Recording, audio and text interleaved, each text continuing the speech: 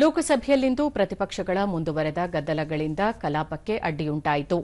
ಬೆಳಗ್ಗೆ ಸದನ ಸಮಾವೇಶಗೊಂಡಾಗ ಸಭಾಧ್ಯಕ್ಷ ಓಂ ಬಿರ್ಲಾ ಅವರು ಇತ್ತೀಚೆಗೆ ನಿಧನರಾದ ಮಾಜಿ ಕೇಂದ್ರ ಸಚಿವ ಹಾಗೂ ಮಾಜಿ ಲೋಕಸಭಾ ಮತ್ತು ರಾಜ್ಯಸಭಾ ಸದಸ್ಯ ಸತ್ಯಪಾಲ್ ಮಲ್ಲಿಕ್ ಅವರಿಗೆ ಶ್ರದ್ದಾಂಜಲಿ ಸಲ್ಲಿಸಿ ಅವರ ಸೇವೆ ಸ್ಮರಿಸಿದರು.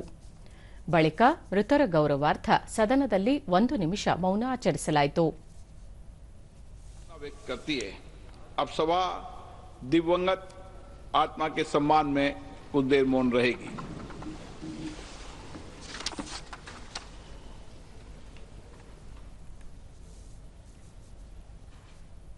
कल दिनांक 9 अगस्त को ನಂತರ ಸಭಾಧ್ಯಕ್ಷ ಓಂ ಬಿರ್ಲಾ ನಾಳೆ ಕ್ವಿಟ್ ಇಂಡಿಯಾ ಚಳವಳಿಯ 83ನೇ ವಾರ್ಷಿಕ ದಿನವನ್ನು ಆಚರಿಸಲಾಗುತ್ತಿದೆ. ಮಹಾತ್ಮ ಗಾಂಧೀಜಿ ಅವರು 1942ರ ಇದೇ ದಿನ ಬ್ರಿಟಿಷರೇ ಭಾರತ ಬಿಟ್ಟು ತೊಲಗಿ ಚಳವಳಿಗೆ ಕರೆ ನೀಡಿದ್ದರು. ಬಾಪೂಜಿ ಅವರ ಕರೆಗೆ ಓಗೊಟ್ಟ ದೇಶದ ಜನರು ಒಟ್ಟಾಗಿ ಈ ಚಳವಳಿಯಲ್ಲಿ ಶಾಂತಿಯುತವಾಗಿ ಪಾಲ್ಗೊಂಡರು. ದೇಶದ ಜನರ ಏಕತೆ ಮತ್ತು ಶಕ್ತಿ ಚಳವಳಿಯಲ್ಲಿ ಬಿಂಬಿತವಾಯಿತು.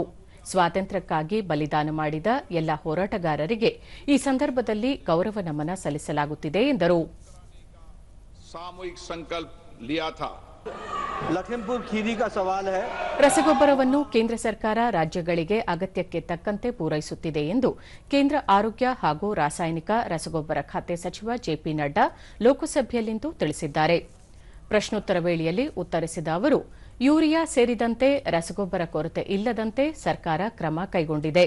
ರಸಗೊಬ್ಬರ ಅಕ್ರಮ ದಾಸ್ತಾನು, ಕಾಳಸಂತೆ ಮಾರಾಟವನ್ನು ತಡೆಯುವುದು ರಾಜ್ಯ ಸರ್ಕಾರಗಳ ಜವಾಬ್ದಾರಿಯಾಗಿದೆ.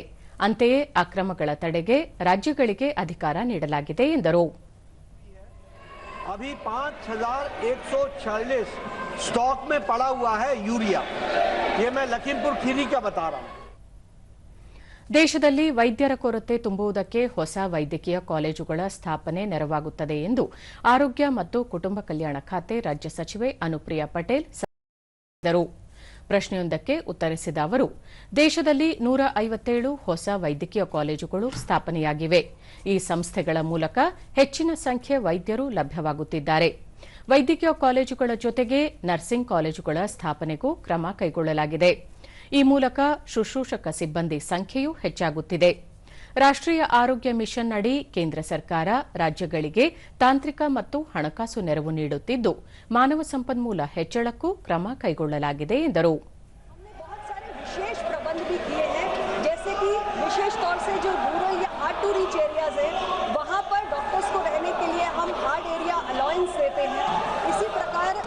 अध्यक्ष महोदय, हमारे सिजेरियन सेक्शंस प्रॉपर्ली वहाँ पे कंडक्ट हो सके, उसके लिए जो हमारे गायनेकोलॉजिस्ट हैं, पेडियाट्रिशियंस हैं या एनेस्थेटिस्ट हैं, इनको भी हम ऑनरेरियम देते हैं. इसके साथ ही स्पेशल इंसेंटिव्स हैं ANC चेकअप्स कराने के लिए.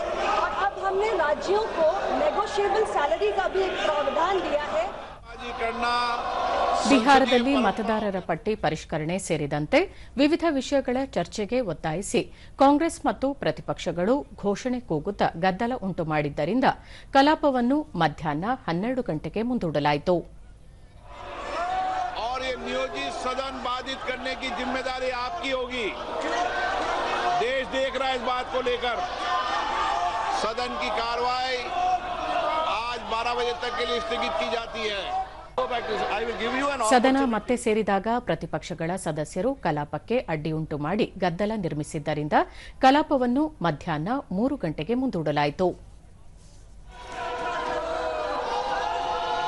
सदस्यगण, सभा की कार्यवाही 3 बजे तक स्थगित की जाती है.